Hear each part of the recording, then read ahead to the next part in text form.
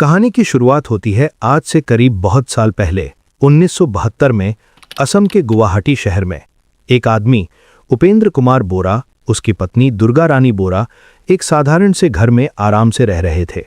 उनके बीच एक लड़की का जन्म हुआ जिसका नाम रखा गया पारी बोरा, लेकिन आज उसे पूरी दुनिया इंद्राणी के नाम से जानता है। वो इंद्राणी बहुत बड़े बड़े सपने बुनने वाली लड़की थी, लेकिन उसकी ये महत्वाकांक्षा धीरे धीरे ऐसे रास्ते पे ले जाने वाली थी जहां से वापसी बहुत मुश्किल थी। इंद्राणी बड़ी हुई, उसकी बचपन की पढ़ाई गुवाहाटी में पूरी की और फिर शिलोंग में लेडी कीन कॉलेज से आगे की पढ़ाई की। उसके जीवन में सबसे बड़ा मोड़ आया जब उसकी मुलाकात हुई सिद्धार्थ दास से। सिद्धार्थ दास त्रिपुरा के एक चाय बागान के मालिक थे। इंद्राणी उस समय एक किशोरी थी और सिद्धार्थ उससे उम्र में बड़े थे। दोनों साथ रहने लगे। कुछ समय बाद दोनों के बीच प्रेम संबंध बन गए और इसी रिश्ते से साल 1987 में एक लड़की शीना बोरा का जन्म हुआ और ठीक एक साल बाद 1988 में एक लड़का मिखाइल बोरा का जन्म हुआ। दोनों बच्चों का जन्म हो चुका था और इंद्राणी सिर्फ 17 साल की ही थी, यानी वो खुद एक किशोरी थी, जिससे उसको अच्छा नहीं लगता था। वो दिन रात सोचती, लोग समाज क्या कहेगा। उसने एक फैसला लिया, अपने दोनों बेटे बेटी को अपना भाई और बहन बनाकर समाज के सामने पेश करूंगी। उसने दोनों को लेकर अपने माता पिता के पास गई और उन्हें ये सारी चीजें बताईं। माता पिता पहले माने नहीं, लेकिन वो बाद में मान गए। उन्होंने दोनों को अपने बेटा बेटी मानकर रहने लगे। शीना अपने ही नाना नानी को माँ पापा कहकर बुलाती। उसके बाद इंद्राणी कोलकाता चली गई। वहां उसने कंप्यूटर की पढ़ाई शुरू की और एक पेइंग गेस्ट के रूम में रहने लगी। वहीं कुछ ही दिनों बाद उसकी मुलाकात संजीव खन्ना से हुई। संजीव खन्ना एक व्यवसायी थे और साल 1993 में दोनों ने शादी कर ली। इस शादी से भी इंद्राणी की एक बेटी हुई जिसका नाम था विधि मुखर्जी। अब इस समय तक इंद्राणी ने अपनी पहली शादी के बारे में संजीव खन्ना को कुछ भी नहीं बताया था, यानी उसने अपने दूसरे पति सिद्धार्थ दास से भी अपने पिछले रिश्ते की दुर्घटना छुपाई और इसी तरह अपने पास्ट के धब्बों को छुपाते हुए आगे बढ़ती रही। लेकिन उसकी महत्वाकांक्षा उसे और ऊंचाइयों पर ले जाने वाली थी। साल 2002 में इंद्राणी उस समय संजीव खन्ना से शादीशुदा थी। विधि मुखर्जी उसकी गोद में थी। वो 30 साल के एज में कुछ सपने का बहाना बनाकर मुंबई चली गई। वहां उसकी मुलाकात हुई करीब 56 साल के पीटर मुखर्जी से। वो शादीशुदा थे। उनकी पत्नी का नाम सबनम मुखर्जी था। उनके 2 बेटे भी थे, शाबिन मुखर्जी और राहुल मुखर्जी। पीटर मुखर्जी उस समय स्टार इंडिया के सीईओ थे और वो देश के ताकतवर मीडिया दिग्गजों में से एक थे। दोनों के बीच आकर्षण बना और उसी साल नई दिल्ली में सुहेल सेठ के घर में एक छोटी सी समारोह में दोनों ने शादी कर ली। उस समय ये शादी सोशल मीडिया पे बहुत चर्चा में रही। इस शादी के बाद इंद्राणी का जीवन पूरी तरह से बदल गया। वो अब सिर्फ इंद्राणी बोरा नहीं, बल्कि वो इंद्राणी मुखर्जी बन गई, मीडिया जगत की एक चमकती हुई सितारा। साल 2007 में पीटर और इंद्राणी ने मिलकर INX मीडिया की स्थापना की। इंद्राणी इसकी CEO बनी और Peter Mukherjee chief strategy officer बने। INX ने 9X जैसे चैनल लॉन्च किए और कुछ ही सालों में ये कंपनी देश की सबसे बड़ी मीडिया कंपनियों में से एक बन गई। इंद्राणी के नाम वॉल स्ट्रीट जर्नल की उन 50 महिलाओं की लिस्ट में शामिल हुआ जिन पर दुनिया की निगाहें थीं। वो दुनिया की सबसे युवा महिला CEO के रूप में सेलिब्रिटी बन गई। लेकिन इसी सफलता के पीछे एक बड़ा धोखा भी छिपा था। इंद्राणी ने पीटर को कभी अपने पिछले बच्चों के बारे में नहीं बताया था। शीना और मिखाइल उस समय भी गुवाहाटी में अपने माता पिता के पास रह रहे थे और इंद्राणी उन्हें दुनिया के सामने अपनी बहन और भाई के रूप में बताती थी।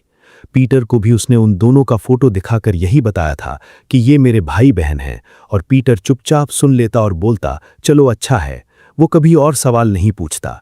लेकिन इंद्राणी के अंदर एक डर था, एक डर जो दिन ब दिन बढ़ता जा रहा था।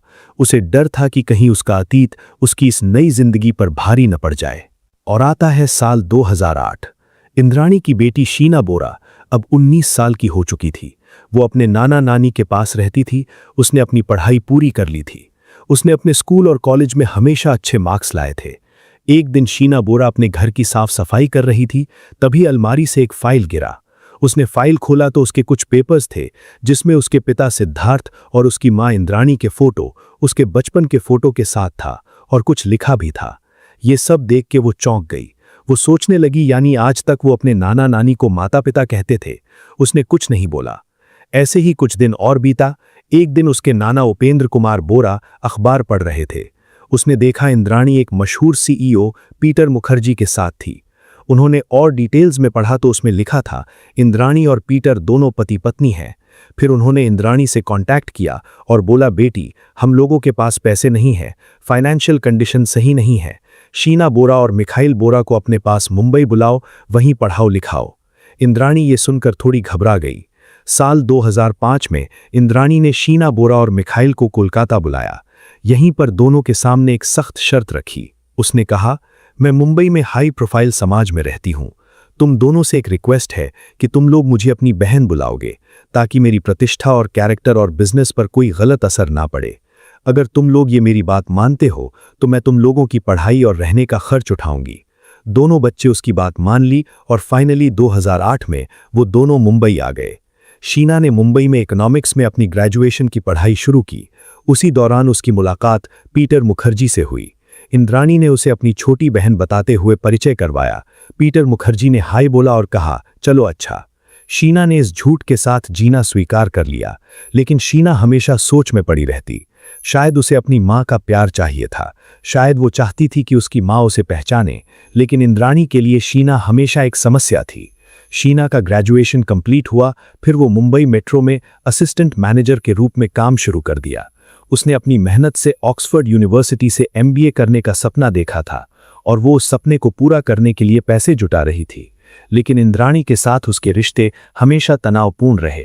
शीना चाहती थी कि इंद्राणी उसे अपनी बेटी के रूप में स्वीकार करे, जबकि इंद्राणी चाहती थी कि शीना उसके अतीत का सबूत हमेशा के लिए गायब हो जाए। इसी दौरान एक दिन शीना की मुलाकात होती है राहुल मुखर्जी से, जो पीटर मुखर्जी के पहली पत्नी शबनम के बेटे थे। शीना और राहुल के बीच दोस्ती हुई और कुछ दिन बाद वो दोस्ती प्यार में बदल गई। दोनों साथ में घूमते, सिनेमा घर में मूवी देखते, दोनों ने लिव इन रिलेशनशिप में रहना शुरू कर दिया। एक दिन शीना ने राहुल से असल में सब कुछ बता दिया कि वो इंद्राणी की बेटी है। राहुल थोड़ी देर के लिए सोच में पड़ गया, फिर सोचा, छोड़ो, तुम्हारे हमारे बीच खून का रिश्ता नहीं है। वो बोला, तुम इंद्राणी की बेटी हो और मैं शबनम का बेटा, हम लोगों का ये रिश्ता बिल्कुल वैध है। फिर एक दिन इंद्राणी ने शीना और राहुल को एक साथ मॉल में देखा। वो चौंक गई। उसी रात उसने शीना को फोन लगाकर पूछा, तुम उसके साथ क्या कर रही थीं? शीना बोली, वो मेरा बॉयफ्रेंड है, हम दोनों बहुत दिन से लिव इन रिलेशनशिप में हैं। इंद्राणी शॉक हो गई, उसके पसीने छूटने लगे।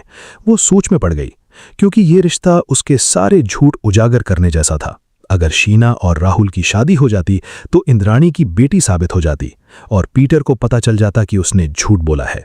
इंद्राणी ने शीना और राहुल को अलग करने की बहुत कोशिश की। उसने राहुल को बहुत चीजें गलत बताकर भड़काने की कोशिश की, लेकिन वो सब जानता था। और आता है नवंबर 2011। शीना और राहुल की सगाई हो गई, लेकिन इस सगाई के बाद इंद्राणी के लिए एक और मुश्किल थी। इस सगाई के बाद इंद्राणी ने शीना से संपर्क तोड़ दिया और उसने कई बार शीना को धमकी दी कि उसने राहुल से रिश्ता नहीं तोड़ा तो अंजाम बुरा होगा। राहुल के पिता राहुल से बात नहीं करते और शीना की मां इंद्राणी भी उससे बात नहीं करते थे। तब भी दोनों एक साथ खुश रहते। साल 2012 इंद्राणी ने अपनी पर्सनल असिस्टेंट काजल शर्मा से बात की, उसे अपना प्लान बताया। काजल ने उसे बोला, आपका ड्राइवर ये सब कर सकता है, उससे बात करो। उसने अपने ड्राइवर श्यामवर राय से स्काइप पर बात किया और अपनी योजना बताई। उसने कहा कि वो अपने दोनों बच्चों शीना और मिखाइल को खत्म करना चाहती है। तुम पे मुझे पूरा भरोसा है और ये बात तुम किसी को नहीं बताओगे। मैं तुम्हारे बच्चे की पढ़ाई और उसके परिवार के मेडिकल के खर्चों का ध्यान रखेगी। राय थोड़ी देर सोचा और बोला, ठीक है, आप जैसा कहेंगी वैसा ही होगा। इंद्राणी ने कहा, तुम्हें हत्या की चिंता नहीं करनी है, सिर्फ तुम्हें कार चलानी है और हत्या का काम कोलकाता से आने वाला आदमी करेगा। आता है 20 अप्रैल 2012, मंगलवार का वो मनहूस दिन। शीना बोरा उस दिन मुंबई मेट्रो में अपने काम पर गई थी। उसने उस दिन छुट्टी मांगी और दफ्तर से आधे दिन की छुट्टी लेकर बाहर निकली। उसने राहुल मुखर्जी को बताया कि वो अपनी मां इंद्राणी से मिलने जा रही है और शाम को वापस आ जाएगी। शाम करीब 6:30 बजे राहुल मुखर्जी ने शीना को मुंबई के बांद्रा इलाके के नेशनल कॉलेज के पास छोड़ दिया। उस जगह पर पहले से ही इंद्राणी मुखर्जी, संजीव खन्ना और ड्राइवर श्यामवर राय एक रेंटेड ओपल कार में बैठे थे। जैसे ही शीना ने कार में एंट्री की, प्लान एक्टिवेट हो गया। शीना को पानी की बोतल दी गई जिसमें नशीली दवाएं मिली हुई थीं। जैसे ही शीना बेहोश होने लगी, इंद्राणी ने उसका गला घोंटना शुरू कर दिया। इस दौरान संजीव खन्ना ने शीना के बाल पकड़े रखे ताकि वो हिल ना सके। इस घातक हमले के दौरान शीना ने जिंदा रहने की पूरी कोशिश की। उसने ड्राइवर श्यामवर राय के हाथ को काट लिया और उसकी बाह पर दांतों के निशान छोड़ दिए, लेकिन ये कोशिश नाकाम रही। करीब 7:30 बजे तक शीना बोरा मर चुकी थी। हत्या के तुरंत बाद तीनों आरोपी शव लेकर मुंबई के बाहर रायगढ़ जिले की ओर निकल गए। जब वे शव को जलाने के लिए जगह ढूंढ रहे थे, तब इंद्राणी ने पीटर मुखर्जी को फोन किया और कहा, ये अच्छी जगह है। यानी पीटर मुखर्जी भी इस साजिश के बारे में जानते थे। ये साफ हो गया था। अगले दिन यानी 25 अप्रैल 2012 को उन्होंने शीना के शव को रायगढ़ के पेन तहसील के एक घने जंगल में ले जाकर जलाया और फिर उसके अवशेषों को वहीं दफना दिया। हत्या के बाद इंद्राणी ने सबसे बड़ा झूठ बोला। उसने कहा कि शीना अमेरिका पढ़ने चली गई है। उसने शीना के फेसबुक अकाउंट को डीएक्टिवेट कर दिया। उसने शीना की ओर से फर्जी ईमेल और व्हाट्सएप मैसेज भेजे ताकि कोई शक न करे। यहां तक कि शीना के नियोक्ताओं को मई 2012 में उसका इस्तीफा भेजा गया। हालांकि शीना की हत्या 24 अप्रैल को हो चुकी थी। राहुल मुखर्जी ने कई बार शीना को खोजने की कोशिश की, लेकिन हर बार उसे निराशा हाथ लगी। उसने मुंबई के कई पुलिस स्टेशनों में गुमशुदगी की रिपोर्ट दर्ज करने की कोशिश की, लेकिन उसकी रिपोर्ट किसी ने दर्ज नहीं की। शीना के भाई मिखाइल ने भी शीना को खोजने की कोशिश की, लेकिन हर बार इंद्राणी उसे झूठ बोलकर टाल देती थी। शीना के दोस्तों को भी झूठा भरोसा दिलाया गया कि वो ठीक है और अमेरिका में व्यस्त है। शीना की सहेली संजना फुकन को अप्रैल 2012 के अंत में शीना के फोन नंबर से एक मैसेज आया कि वो राहुल से ब्रेकअप कर रही है और वो सोशल मीडिया से कुछ समय के लिए दूर हो रही है। जब संजना ने तुरंत शीना को फोन किया तो फोन रिसीव नहीं हुआ और फिर बाद में वो फोन बंद हो गया। 3 साल तक ये झूठ चलता रहा। 3 साल तक कोई नहीं जानता था कि शीना बोरा मर चुकी है, और ये झूठ तब टूटा जब 2015 में एक छोटे से अपराध ने इस पूरी साजिश को उजागर कर दिया। 21 अगस्त 2015 को मुंबई पुलिस ने श्यामवर राय को अवैध हथियार रखने के आरोप में गिरफ्तार किया। उसके पास से एक पिस्टल बरामद हुई और पूछताछ के दौरान उसने पुलिस को बताया कि ये पिस्टल इंदिराणी ने उसे दी थी। लेकिन सिर्फ इतना ही नहीं, राय ने पुलिस को एक और बड़ी बात बताई। उसने 3 साल पहले हुई एक हत्या के बारे में बताया, और उस हत्या का नाम था शीना बोरा। राय ने पुलिस को विस्तार से बताया कि कैसे 24 अप्रैल 2012 को इंदिराणी मुखर्जी, संजीव खन्ना और उसने मिलकर शीना का गला घोटा था और फिर उसके शव को रायगढ़ के जंगल में जलाकर दफना दिया था। पुलिस ने तुरंत इस मामले को गंभीरता से लिया और जांच शुरू कर दी। 25 अगस्त 2015 को पुलिस ने इंदिराणी मुखर्जी को उसके घर से गिरफ्तार कर लिया। अगले ही दिन 26 अगस्त 2015 को कोलकाता से संजीव खन्ना को गिरफ्तार किया गया। 3 साल बाद शीना बोरा की हत्या का मामला पुलिस के पास आया और अब जांच शुरू हुई। जैसे ही पुलिस ने गहराई से जांच शुरू की, एक के बाद एक चौंकाने वाले खुलासे होने लगे। सबसे पहला खुलासा तो यह था कि शीना बोरा इंदिराणी की बेटी थी, न कि बहन। यह खुलासा पुलिस के लिए भी हैरानी का विषय था, क्योंकि इंदिराणी ने दुनिया को सिर्फ यही बताया था कि शीना उसकी छोटी बहन है। 30 अगस्त 2015 को पुलिस तीनों आरोपियों को रायगढ़ ले गई और उन्होंने उस जगह को दिखाया जहां उन्होंने शीना के शव को जलाया और दफनाया था। 1 सितंबर 2015 को कोलकाता के रहने वाले सिद्धार्थ दास ने पुलिस को बताया कि वो शीना बोरा के असली पिता हैं। उसने बताया कि साल 1986 में उसका और इंदिराणी का रिश्ता था और उसी रिश्ते से शीना का जन्म हुआ था। इसके बाद पुलिस ने शीना के दफनाए गए अवशेषों को बरामद किया और उन्हें डीएनए टेस्ट के लिए भेजा। 18 सितंबर 2015 को महाराष्ट्र सरकार ने यह मामला सीबीआई को ट्रांसफर कर दिया और 19 नवंबर 2015 को सीबीआई ने पीटर मुखर्जी को गिरफ्तार कर लिया। अब इस केस में 4 आरोपी हो चुके थे: इंदिराणी, संजीव, श्यामवर राय और पीटर मुखर्जी। सीबीआई ने अपनी चार्जशीट में दावा किया कि पीटर मुखर्जी इस साजिश में शामिल थे और उन्हें इस बात की जानकारी थी। सीबीआई ने यह भी दावा किया कि इंदिराणी और पीटर ने मिलकर करीब 900 करोड़ रुपए सिंगापुर के बैंक खातों में ट्रांसफर किए थे। यानी शीना को इस फाइनेंशियल गड़बड़ी के बारे में पता चल सकता था और इसलिए उसे रास्ते से हटाया गया। 23 दिसंबर 2016 से स्पेशल सीबीआई कोर्ट ने इस मामले की सुनवाई शुरू की। 17 जनवरी 2017 को कोर्ट ने इंदिराणी मुखर्जी, पीटर मुखर्जी और संजीव खन्ना के खिलाफ हत्या, साजिश, अगवा, सबूत मिटाने और झूठी जानकारी देने के आरोप तय किए। 6 फरवरी 2020 को बॉम्बे हाईकोर्ट ने पीटर मुखर्जी को जमानत दे दी, ये कहते हुए कि उनके खिलाफ प्राइमा फेशी सबूत नहीं है। उसी दिन इंद्राणी की जमानत याचिका को खारिज कर दिया गया। 20 मार्च 2020 को पीटर मुखर्जी जेल से बाहर आ गए, जब सीबीआई ने उनकी जमानत को चुनौती नहीं दी। 17 अगस्त 2021 को सीबीआई ने इस मामले में आगे की जांच बंद कर दी, यानी अब ट्रायल ही एकमात्र रास्ता बचा था। दिसंबर 2021 में जेल में बंद इंद्राणी ने सबसे चौंकाने वाला दावा किया। उसने कहा कि उसकी बेटी शीना बोरा जिंदा है और जम्मू और कश्मीर में रह रही है। उसने सीबीआई से अपील की कि वो शीना को ढूंढे। इस दावे ने पूरे केस को फिर से उलझा दिया, क्योंकि अगर शीना जिंदा है तो फिर वो कंकाल किसका था जो रायगढ़ के जंगल से मिला था, और अगर वो कंकाल शीना का था तो इंद्राणी झूठ क्यों बोल रही है। सीबीआई ने इस दावे को गंभीरता से नहीं लिया, क्योंकि उनके पास डीएनए सबूत थे। लेकिन इस दावे ने मीडिया और आम लोगों के बीच एक बहस छेड़ दी थी। 18 मई 2022 को सुप्रीम कोर्ट ने इंद्राणी मुखर्जी को जमानत दे दी। कोर्ट ने कहा कि 6.5 साल जेल में रहना बहुत लंबा समय है और इस ट्रायल के जल्द खत्म होने की कोई उम्मीद नहीं है, क्योंकि 237 गवाहों में से अब तक सिर्फ 68 गवाहों की जांच हुई थी। यानी इंद्राणी अब जमानत पर बाहर थी, जबकि उस पर अपनी बेटी की हत्या का आरोप था। फरवरी 2024 में नेटफ्लिक्स ने the Indrani Mukherjee story the buried truth नामक एक डॉक्यूमेंट्री सीरीज रिलीज की। इस डॉक्यूमेंट्री में इंद्राणी ने पहली बार अपनी बेटी की हत्या के बारे में बात की। सीबीआई ने इस डॉक्यूमेंट्री को रोकने की कोशिश की, लेकिन बॉम्बे हाईकोर्ट ने उनकी याचिका को खारिज कर दिया। इस डॉक्यूमेंट्री ने इस केस को फिर से सुर्खियों में ला दिया और लोगों ने फिर से सवाल उठाने शुरू कर दिए।